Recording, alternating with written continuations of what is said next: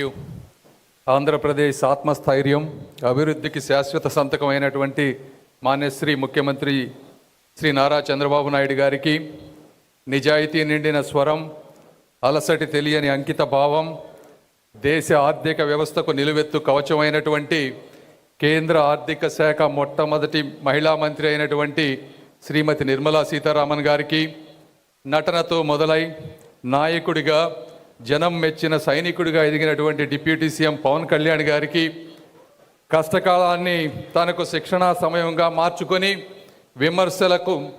విమర్శకులకు తన మెజారిటీతో సమాధానం ఇచ్చినటువంటి యువ నాయకులు శ్రీ నారా లోకేష్ గారికి, వేదికను అలంకరించినటువంటి ప్రియతమ మంత్రివర్యులకు, సహచర నాయకులకు, కార్యకర్తలకు, అమరావతి ప్రాంత ప్రజలకు, మీడియా మిత్రులకు, అదేవిధంగా దేశం నలుమూలల నుంచి విచ్చేసినటువంటి ఆర్థిక నిపుణులకు అందరికీ కూడా మనస్ఫూర్తిగా ధన్యవాదాలు తెలుపుతా ఉన్నాను.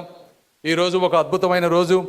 ఆంధ్రప్రదేశ్ కోసం, అమరావతి కోసం, ప్రతి తెలుగు మనసు కలలుగన్న అభివృద్ధి కోసం జరుగుతున్నటువంటి ఈ ప్రారంభోత్సవం ఒక మహత్తర ఘట్టం. మన రాష్ట్ర అభివృద్ధికి బలమైన అడుగులుగా ఈ 15 కేంద్ర సంస్థలకు శంకుస్థాపన జరిగింది.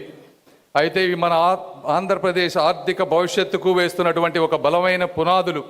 ఇలాంటి బృహత్తరమైన కార్యక్రమాన్ని ప్రారంభించేందుకు నిర్మలా సీతారామన్ గారి కంటే గొప్ప వ్యక్తులు మరొకరు ఉండరు అని నేను మనస్ఫూర్తిగా తెలియజేసుకుంటా ఉన్నా. ఎందుకంటే పుస్తకాలు అంటే ప్రాణం పెట్టిన తల్లి, సేవే జీవితమని నమ్మిన తండ్రి వద్ద పెరిగినటువంటి తమిళనాడు ముద్దుబిడ్డ, అదేవిధంగా మన తెలుగు నేల కూడా పరిచయమైనటువంటి మంచి మనిషి నిర్మలా సీతారామన్ గారు. భారత ఆర్థిక వ్యవస్థకు ఆర్థిక మంత్రిగా 8 సార్లు యూనిట్ బడ్జెట్లు నిర్వహించిన చరిత్ర ఇప్పటి వరకు ఎవరికి లేదు, అది వారికే దక్కింది. దక్షిణాది భారతీయుల ఆశయాలను, జాతీయ విధానాలను కలిపి వారధిగా ఉన్నతమైనటువంటి బాధ్యతలు వారు నిర్వర్తిస్తున్నారు. ఇప్పుడు ఒక్కసారి మీరు చరిత్రలోకి వెళ్తే 2000 ఈ సంవత్సరంలో 4వ అతిపెద్ద భారత ఆర్థిక వ్యవస్థగా మారటానికి ఏదో ఒక కాకతాళీయంగా జరిగినటువంటి పరిస్థితులు కాదు. ప్రధానమంత్రి మోదీ గారు కానీ, అదేవిధంగా నిర్మలా సీతారామన్ గారు లాంటి వ్యక్తులు ఒక దృఢ సంకల్పంతో చేసినటువంటి కఠోరమైనటువంటి కృషి వల్ల ఈరోజు భారత్ ఆర్థిక వ్యవస్థ ముందుకు వెళ్తూ ఉంది.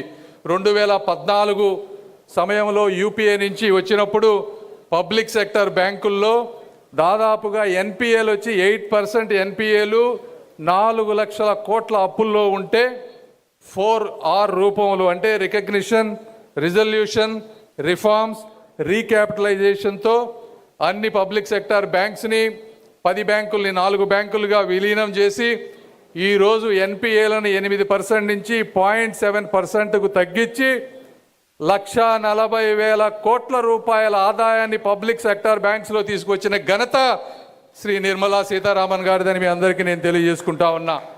అదేవిధంగా ఆంధ్ర ప్రాంత ప్రజలు వేసినటువంటి ఓటు ఈరోజు కూటమి ప్రభుత్వం ద్వారా జిఎస్టీకి సపోర్ట్ చేసేటువంటి శక్తినిచ్చింది.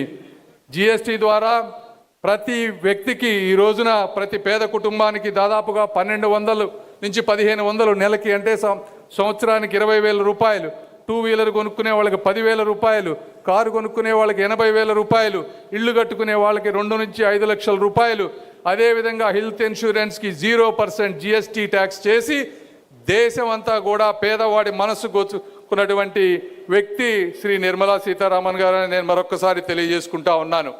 అదేవిధంగా నేను మా ప్రాంతంలో మా లోకేష్ గారు నేను వెళ్ళి ఎయిమ్స్లో స్టాఫ్ లేదంటే వెంటనే 540 ఉద్యోగాలు ఇచ్చి ఎయిమ్స్ మొత్తాన్ని కూడా మంచిగా చేసినటువంటి నిర్మలా సీతారామన్ గారికి మరొకసారి గుంటూరు ప్రాంత ప్రజల తరపున మనస్ఫూర్తిగా నేను అభినందనలు, ధన్యవాదాలు తెలుపుకుంటా ఉన్నాను.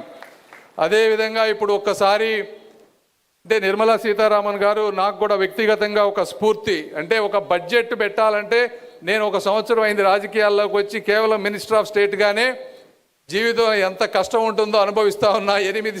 ఈ విధంగా ఫైనాన్షియల్ బడ్జెట్ పెట్టిన వెంటనే నెక్స్ట్ ఇయర్ బడ్జెట్లు పెట్టలే, మార్కెట్లు ఏమో సంస్కరణలు కోరుకుంటాయి, రైతులేమో ఇంకా రాయితీలు కావాలంటాయి, రాష్ట్రాలేమో ఇంకా ఎక్కువ వారి వాటా కావాలంటుంటారు, పార్లమెంటులో ప్రతిపక్షంలో ప్రతి వ్యక్తి ప్రతి రూపాయికి జవాబు చెప్పమంటారు. ఈ విధంగా గంటల తరబడి వర్క్ చేసి, గంటల తరబడి పార్లమెంట్లో నిలబడి సమాధానాలు చెప్పి విధంగా చేయటం అంటే ఒక మామూలు విషయం కాదు.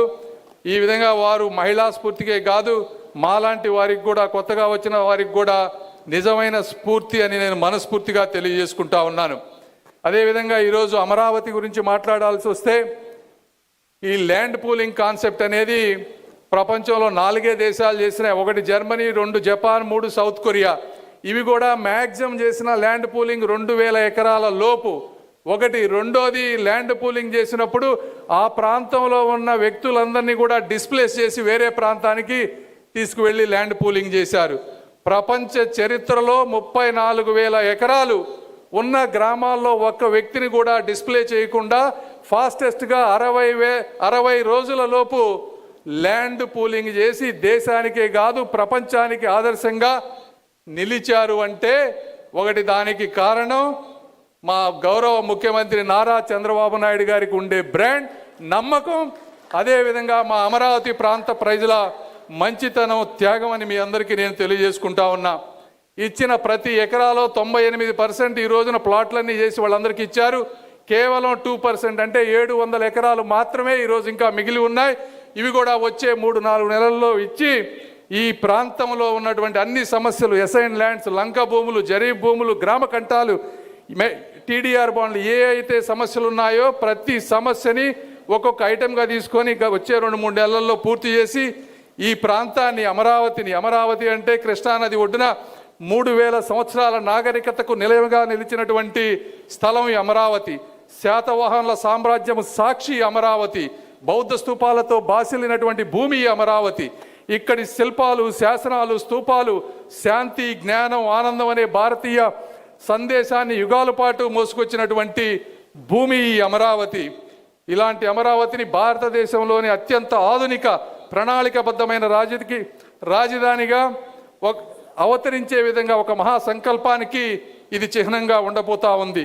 విస్తృత రహదారులు, పచ్చని ప్రదేశాలు, ప్రపంచ స్థాయి ప్రభుత్వ సంస్థలుతో ఈ అమరావతిని ఒక గొప్ప నగరంగా నిలబెట్టబోతా ఉన్నాయి. అమరావతి అంటే ఆంధ్రుల ఆత్మవిశ్వాసం, అమరావతి అంటే ఆంధ్ర ప్రజల కళ, అమరావతి అంటే భవిష్యత్తు తరాలకు ఎన్డీఏ కూటమి ఇచ్చేటువంటి ఒక వాగ్దానం అని తెలియజేసుకుంటూ, ఈ వాగ్దానానికి మూల స్తంభాలుగా నిలబడుతున్నటువంటి మా deputy chief minister Pawan Kalyan గారికి, అదేవిధంగా నారా లోకేష్ గారికి, అధికారులకు, నారాయణ గారికి, అందరికీ కూడా మరొక్కసారి మనస్ఫూర్తిగా ధన్యవాదాలు తెలుపుకుంటూ, ఆఖరిగా ఇలాంటి మంచి అవకాశాన్ని నాకు కూడా అందించిన మా గౌరవ ముఖ్యమంత్రి గారికి, అదేవిధంగా మోదీ గారికి మనస్ఫూర్తిగా కృతజ్ఞతలు తెలుపుకుంటూ సెలవు తీసుకుంటున్నాను. జై Hind. Thank you. Please subscribe to Leo News for more videos.